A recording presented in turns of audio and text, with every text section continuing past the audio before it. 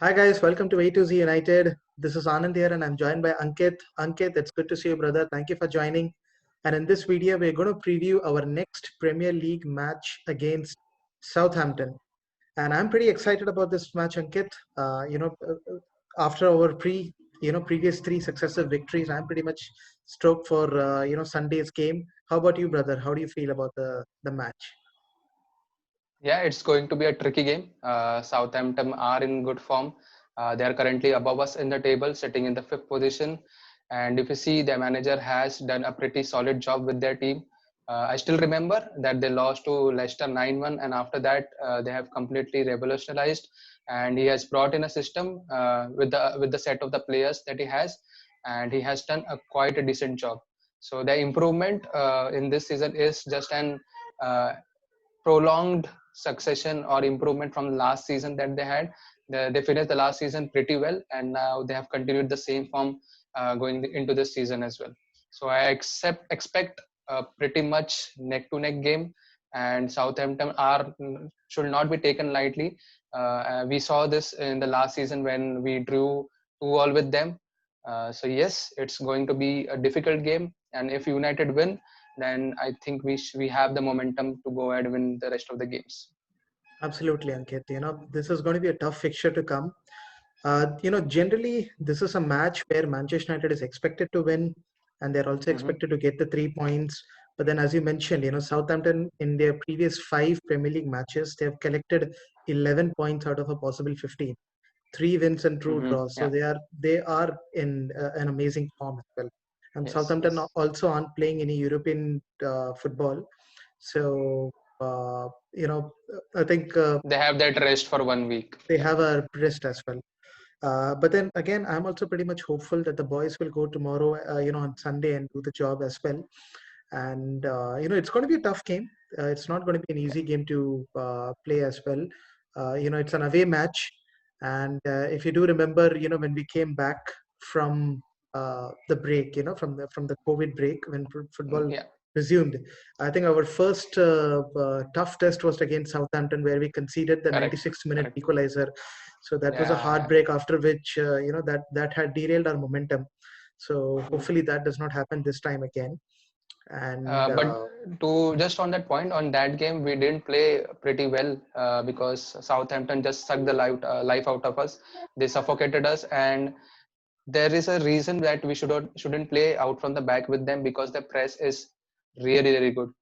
Southampton play a really high press. They want to get to the ball, and United in the previous match, as you mentioned, that we drew with them 2-2, but that game Southampton could have won. So it's going to be a difficult situation, and similar tactics will be deployed by the Southampton manager in this game as well. that's true, Ankit. And as you mentioned that they definitely would press very high against us, Yeah. as they are always do. They have the ability to soak up a lot of pressure and come outside in the final 10 to 15 minutes. And provide the opposition with a lot of issues as well. So that being said, Ankit, what do you think? How would we set up against the Southampton side? What would be the predicted lineup according to you? So as you mentioned, the press, I think I've seen a couple of matches or highlights of Southampton, and they really press well, and they look for an break, and they get the through ball or the long ball to maybe Danny Ings or Adams or maybe the one of the strikers, and that is the outlet. So we have to be very wary about it because our defenders are not quite the quickest in Maguire and Lindelof, and uh, the loopholes that we have seen within this team, that whenever we have come against tricky or pacey wingers, then there is a situation where we struggle with, especially we do not have the pace in Maguire and Lindelof. So laying out from the back and playing a high press or high defense line might cost us the game, because Southampton will try to attack us on the break and hit us on the counter attack while pressing us and soaking up the pressure. So just to set up on this game, I don't know if Victor Lindelof will be fit. So Tuanzebe plays if Victor Lindelof doesn't play, because we have the PSG game next Wednesday, and I'm pretty much sure that Ole Gunnar Solskjaer might go with a back five with three center backs, and then we will need an extra center back. So in this game, if Lindelof is not fit and maybe Tuanzebe plays, rest of the defense line remains the same with David De Gea, Aaron Wan-Bissaka, Alex Telles, Maguire, and maybe Lindelof. Now the question here is: does he go with two defensive midfielders, or he goes with the same system or lineup that he went against Istanbul? Here, I feel that we have to go with two center backs, two defensive midfielders. Sorry, two defensive midfielders because our center back pairing isn't good, isn't the world's best. So I'll go with two defensive midfielders in Fred and McTominay, Bruno Fernandes as the attacking midfielder, uh, Rashford, Martial. Now we have a choice because considering Donny van de Beek played an excellent game against Istanbul, should we drop him? I want to know your comment. Should we drop Donny van de Beek in this game and play Rashford, Martial, and Cavani up front, or do you think he will drop Cavani, lay Martial up front, Rashford on the left, and van de Beek on the right? So I feel that he should be playing Van de Beek in this particular game. And the only Mm-hmm. reason I'm saying this is because I'm taking the next game, which is against PSG, into consideration. So if he plays, Mm-hmm. both Fred and McTominay as to full 90 minutes in this particular match, then I think it's going to be a huge burden for us, because we need both of them in PSG's game, because we Yeah. need that Yeah. defensive stability as well. So I feel that this is a perfect game where he should be playing Donny van de Beek at least for 60 to 70 minutes. But I want him to start. I expect him to start. And as far as the forward is concerned, I'm not exactly sure if he would play Edinson Cavani, because he might be prepping Edinson Cavani for the Mm, next match as well. So, but of course, I would prefer to start Marcus Rashford. I would also like to see Daniel James as well, and Mason Greenwood. So this is the front three that I would prefer to go with, considering that we have the PSG game as well. And actually, he could go with Anthony Martial as well. He could go with Anthony Martial, Rashford, and Greenwood as the front three. okay. Okay. Donny van de Fair enough. Beek, yeah, Mhm. Donny van de But I Beek still think, partnership with yeah. maybe McTominay, yeah, maybe. And defensive, of course, that's a tough choice, but I feel that definitely would be starting Harry Maguire uh, Mhm. in most of the games. Victor Lindelof, That is, I'm sure if he's fit, then of course he would be the one person to go with, or Axel Tuanzebe, considering he's fast. Aaron Wan-Bissaka, obviously, and Alex Telles, maybe, or I think he should be the one starting, but yeah. he might choose even Brandon Williams as well. I'm not sure, considering we have the Mm, PSG game as well. good choice. So, and the Gea, in between the sticks as usual. So this is So what I I feel. have a question. Why can't we use Edinson Cavani in this game, considering if he cannot play out from the back because of the press from Southampton? Can we play Cavani and play him as a proper number nine? You're on mute, bro. You're on mute. Yeah, sorry, Ankit. Yes. Can we play Cavani as a proper number nine, and can we go for the long balls? Because we cannot play out from the back due to their press, and Cavani provides an outlet where we can just loop the balls into the channels or into the holes, and he can just head it on and just control the ball and pass it on. So, do you think Mhm. Cavani will be a better option in this game? I mean, Cavani would obviously be a better option in any game, in any Manchester United game, Yeah. considering he's one of the best center forwards, we have in the squad and also in the world as well. So, and as we saw in the game against, Istanbul Basaksehir, his work rate was phenomenal. He Yeah. outdid even Yeah. Rashford and Martial as well. And, the way he was coming way deep into our half to collect the ball and then, start the attack, initiate the attack. So, Edinson Mm. Cavani, but obviously, I would prefer him, of course, to start each and every match. But considering the run of fixtures that we're coming, and even the PSG game, it's only because of the PSG game, and considering he also played the full 90 minutes against Istanbul. So, Mm-hmm. in fact, what also came to my mind was I would honestly prefer even Odion Igalo, who's still with us in the team. No ways, bro. No ways. Yeah, which is difficult, but true that that is difficult. So I am actually skeptical if Ole Gunnar Solskjaer would start with Edinson Cavani, and hence I would feel that if it's Yeah, not yeah. Cavani, then it has to be Rashford and Martial, considering both of them played, I think, only 60 or 70 minutes in that match. And So Rashford was both of subbed them, off in the Rashford was 60th minute. sort Yeah, of right, yeah, and then yeah, Martial yeah, also was. So I expect both of them to start in tomorrow's game along with Mason Greenwood. And but I would definitely want Donny van de Beek in this game. He was very neat against yeah, Istanbul, definitely. Yeah, but definitely. And especially against the press, he is the person who will find a short passage of play or short passes or just that nick of the passes within the holes that he has. So I think Donny hmm, van de Beek is the key player for United if he plays against Southampton. yes, yes, yes, yes. And considering that Ole Gunnar Solskjaer would be looking to have a pretty defensive setup against our next match in PSG, so he would want Yeah, both, McTominay and I mean that's going to be route Fred. one. Yes, I mean correct, Fred.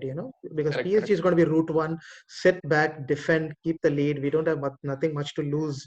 We just need Yeah, 1 point to go through and then hit on correct, the break. But this match correct. against Southampton, we should be taking the game against Southampton.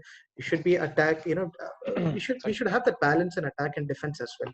And Donny van de Beek along with I wouldn't be surprised even if he pairs him with Nemanja Matic as well. Uh, so I mean that's tough. Nemanja But Matic and Mata, if they both play, then I think Southampton will press us off the park because both of them do not have the pace, and we need players who can track back, who have the pace at least on the press. And also on the point of Edinson Cavani, I'll not play Edinson Cavani against PSG because if you want to play counter-attacking system, then Edinson Cavani doesn't fit into that role. We have Anthony Martial and Rashford to play, hmm, so I'll prefer Edinson Cavani starting in this game rather than in PSG. So hmm, that is the reason I want to see Edinson Cavani play in this upcoming fixture. hmm, yes, Ankit, absolutely. I think some really good points covered as to what the potential lineup would be like. But speaking of, I think the outcome at the end of the day, that's what matters. And Hmm. what is your predicted outcome, Ankit?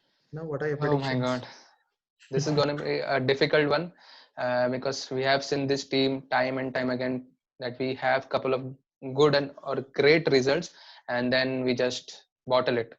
I Hmm. don't know if this is going to be one of the games, but I'll prefer a 1-1 draw. Okay. Oh, you'll be preferring a draw. Yeah, because Hmm. Southampton are good. They are in good form. Hmm. And the only thing I want is United to not to lose. And I'll be happy, not overjoyed, but I'll be happy with the draw. A draw. Okay. Okay. I'll be going out of the ballpark in this one as well, and I'll be going with a score of at least 3 goals to 0. Oh, 3-0. that can happen. That can happen. It all depends on which United turn up on the day. Correct, correct, correct, correct. I mean, we've been so hot and cold this season, and so Mm, unpredictable as well. yeah, And that is the I just reason kind of we. feel, yeah, that- if you look at the timeline of our run of fixtures and the results that we are having, this game it just kind of feels that maybe about 5 to 6 weeks later, if we take a look back, then this I just feel that this is going to be one of those games where oh, we've had a good patch, we won three last, we won our last 3 games, we'll have a good continuous run against, yeah, we'll be yeah, defeating yeah, maybe yeah. Southampton, and then maybe against PSG that could be a Mm, different result. mm. So. The only thing that we are talking about inconsistencies because we saw this team beating Leipzig 5-0 at home, and the Hmm. same team lost 2-1 to Istanbul. So And that is the beating reason I'm PSG just as going well. for a draw. Yeah, beating PSG And away losing to 2-1, Arsenal. uh, losing to Arsenal, drawing to Chelsea. So inconsistencies have hampered this team, and that is the reason I'm going for a draw. I'll Hmm. be more than happy if we win because then just it gives us a momentum, 4 wins in a row, and then we are going into that festive December period with this momentum, and that will be really really good for us. Hmm. Players to watch, Ankit? As I said, Donny van de Beek, and from Southampton, I'll not be surprised if their goalkeeper McCarthy has a very good game because I've seen the last couple of games and he has saved quite a lot of chances and those are not just decent but great saves. So Southampton, just watch out for the goalkeeper, and if Donny van de Beek plays for Manchester United, then obviously him. Okay. I think that would also be my choice as well. Donny van de Beek, of course. And yeah, and the defense, of course. I would definitely want to see how the defense copes up with this high press as well. We shouldn't be Mm-hmm. trying too many things, in such cases. So, Yeah, I think one more thing just popped up in my mind is the way Victor Lindelof played the ball against, Istanbul. Yeah. The kind of balls. I think those are the ones we should be frequently trying. We have the players who could do Correct, that. correct, Harry Maguire correct. have put in a lot of, those diagonal crosses towards a left back position when the person is on, way up the pitch. And Victor Lindelof. So if we, I think, constantly do that, then we do have the players who can hurt them on the break as well. The only thing between the Harry Maguire crosses that he does frequently in the matches and the Lindelof one was the timing. If you see, Mm, Harry Maguire sees here and there, he takes his own time and then he crosses, and then it becomes predictable. Whereas with the Victor Lindelof, with the pass that you are speaking about, which he gave to Rashford, it was just instant. He just looked up at Rashford and boom, the pass went in. But in case of Harry Maguire, he just takes his own time and then the whole build-up is gone. mm, So that's mhm. the only difference. Yes, yes, yes, correct. So I think a lot of amazing points discussed, wonderful points. So obviously a pretty interesting match coming up in the Premier League. Southampton versus Manchester United at St Mary's Road. We'll have a lot of reaction and more of the discussion to come regarding this particular match on our channel A to Z United. So tune on to our channel, like, comment, share, and subscribe. Hit the notification bell icon, so that you get more updates and based on our future discussion as well, and be a part of our family as well. Our A to Z family. So until then, Ankit, thank you so much for joining, and we'll see you next time in the next video. Yeah, stay tuned. Bye bye.